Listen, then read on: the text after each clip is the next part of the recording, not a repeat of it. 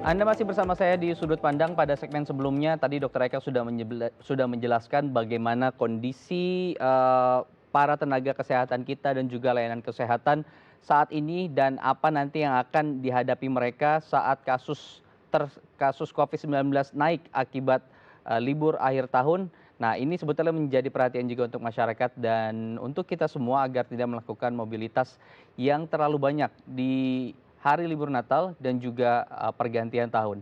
Nah, di segmen kedua ini saya akan menghadirkan dua narasumber, ada Bapak Iswandi Said selaku Direktur Utama. Selamat malam Pak Iswandi Said, Direktur Utama PT Hotel Indonesia Natur. Selamat pagi. Selamat malam Pak. Selamat malam Pak Imam. Baik. Yang kedua ada Bapak Trubus Rahardiansyah selaku Pengamat Kebijakan Publik Universitas Trisakti. Selamat malam Pak Trubus. Selamat malam. Baik, saya mau ke Pak Iswandi terlebih dahulu. Pak Iswandi, ada revisi begitu dari yang semula liburnya 11 hari kini menjadi 9 hari dan itu dipotong 3 hari di tengah di tanggal 28, 29, 30. Nah, ini membatasi mobilitas masyarakat yang semula sudah memiliki plan untuk melakukan libur panjang, akhirnya mereka harus menundanya karena tadi ada hari-hari yang mereka justru harus masuk ke kantor atau mereka bekerja. Bagaimana kemudian teman-teman dari pelaku usaha pariwisata melihat kebijakan ini? Apakah ini menjadi salah satu kebijakan yang justru merugikan sektor pariwisata atau justru Pak Iswandi melihat sebaliknya? Baik Pak Imam, jadi sesungguhnya kita tentunya harus memprioritaskan dulu bahwa kesehatan di atas segala-galanya. Jadi tentunya dua hal ini harus kita sikapi dengan baik. Dan kita belajar dari pengalaman libur panjang kemarin di bulan Oktober.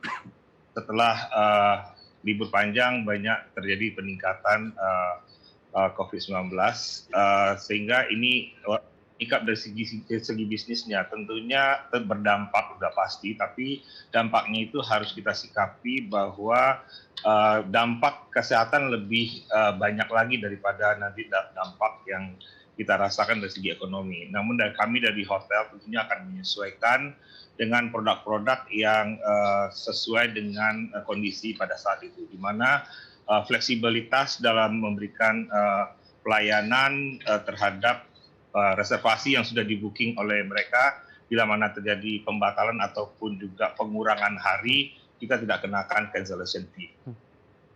Baik, jadi ini sebetulnya justru lebih legowo ya kalau Pak Iswandi ini dengan kebijakan seperti ini. Nah, ini sebetulnya juga sangat diharapkan pernyataan-pernyataan ini dari pemerintah dan juga tadi di sisi lain juga ada juga pengusaha pariwisata yang justru mengeluh karena mereka sudah menyiapkan beberapa kos untuk menyambut libur akhir tahun seperti ini. Nah, kemudian seberapa berdampaknya sih Pak Iswandi dari libur panjang ini, andai memang tetap dilaksanakan nanti dan masyarakat melakukan mobilitas terhadap tadi perekonomian di sektor pariwisata. Dengan waktu 11 hari ini apakah atau 9 hari ya yang sekarang, apakah akan sangat signifikan begitu menumbuhkan sektor ini, Pak Iswandi? Ya, kalau dilihat dampak tentu sudah pasti dampak seperti saya sampaikan tadi, tapi kita akan harus memikirkan bagaimana dampak terhadap kesehatan tentu lebih besar kalau tetap dijalankan libur panjang ini, karena kita sudah punya pengalaman kemarin. Namun dari segi bisnis, tadi kita akan melakukan fleksibilitas terhadap apa yang setelah dilakukan, namun kualitasnya nanti kita akan tingkatkan. Misalnya jadi 9 hari, tapi di 9 hari itu paket yang kita berikan akan lebih banyak lagi kepada customer kita yang stay di hotel tentunya. Oke, baik. Saya mau ke Pak Trubus sebentar. Nah, bagaimana Anda melihat dua hal tersebut, Pak? Gitu. Pariwisata kan sudah siap dengan protokolnya, tapi masyarakat abai gitu. Iya, menurut saya memang ini sebenarnya berasal dari kebijakan pemerintah sendiri yang kecenderungannya itu ada ya dualisme lah. Dualisme di satu sisi kita mau fokus terhadap kesehatan dalam hal ini menangani public health COVID, tetapi di satu sisi juga pemerintah maunya